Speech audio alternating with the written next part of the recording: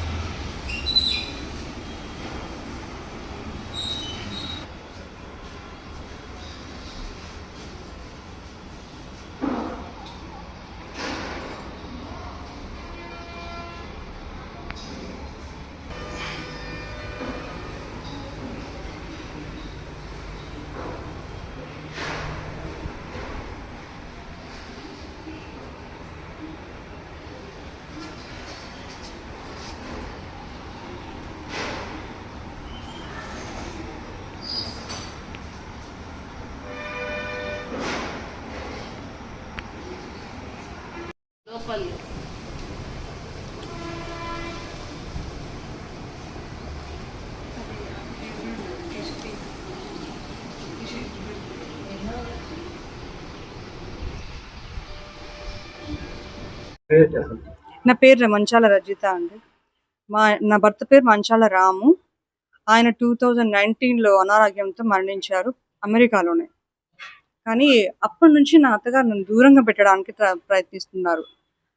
మాకు అర్థం కాలేదు. మా అమ్మాయి కూడా ఉంది. మా అమ్మాయి స్టడీస్ ఉన్నాయి అక్కడ. అయితే మామయ్య మేము ఇండియాకు రావాలని ఉండే, కానీ మామయ్య మీరు అక్కడే ఉండండి అమ్మా, నేను సపోర్ట్ చేస్తా అని చెప్పారు. కానీ దురదృష్టవశాత్తు మామయ్య కూడా లాస్ట్ ఇయర్ చనిపోయినాక వీళ్ళు మరి మమ్మల్ని ఇంకా దూరంగా పెట్టడం స్టార్ట్ చేశారు. మా అత్తగారు కానీ మరిది గారు కానీ మొత్తం వాళ్ళ ఆస్తులన్నీ వాళ్ళ చేతిలో ఉంచుకొని నాకేమీ తెలియకుండా చేయడానికి ప్రయత్నిస్తున్నారు. ఈ లోపల మేము ఆర్టీఐ నుంచి తీసుకున్న ఇన్ఫర్మేషన్ ప్రకారం ఫ్యామిలీ మెంబర్ సర్టిఫికేట్లో మా ఆయన పేరు కూడా పెట్టలేదు, తీసేశారు మొత్తం. ఇంకా మిగతావి వేరే కొన్ని ఆస్తులు అమ్మినట్టు కూడా తెలుసు. తర్వాత మరి కూర్చుందామంటే ఆయన కూర్చోవట్లేదు, మీడియా రావట్లేదు. కింది పెద్ద మనుషులతో నేను అడిగి చూశాను, అన్ని రకాలుగా అడిగి చూశాను. ముందు నుంచి చెప్పని బిల్లు మధ్యలో మళ్ళీ విల్ అని చెప్పారు. మామ ఇప్పుడు మాకు విల్ అని చెప్పలేదు. ఏ విషయం మధ్యలో విల్లు ఉందని చెప్పారు. ఆ విల్లులో కూడా మొత్తం ఆయన పార్షియల్గా రాసుకున్నాడు, ఆయన సైడ్ రాసుకున్నాడు. మరి నాకు ఎలా న్యాయం జరుగుతుంది?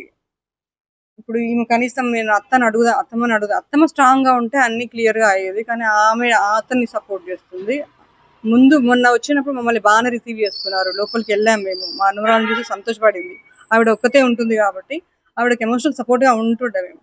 కానీ ఆయన థ్రెటన్ చేస్తున్నారు. ఆయన ఏ రకంగా థ్రెటన్ చేస్తున్నారో ఏవో మాయ మాటలు చెప్పేసి మమ్మల్ని ఇంట్లోకి రానివ్వకూడదు అన్నట్టు ఆమెకు చెప్పారు.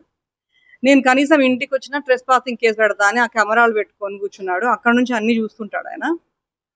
మరి నాకెందుకు రైట్ లేదు? నాకు భర్త చనిపోతే ఇంకెక్కువ ఆదరణ లభించాలి యాక్చువల్లీ అత్తగారి నుంచి. కానీ వీళ్ళు ఇక్కడ పరిస్థితి డిఫరెంట్గా ఉంది. వాళ్ళు మమ్మల్ని దూరం పెట్టడానికే ప్రయత్నించారు. వాళ్ళు అప్పటి నుంచే నా రికార్డింగ్స్, వీడియోస్ అవన్నీ చేసుకుంటూ వచ్చారు.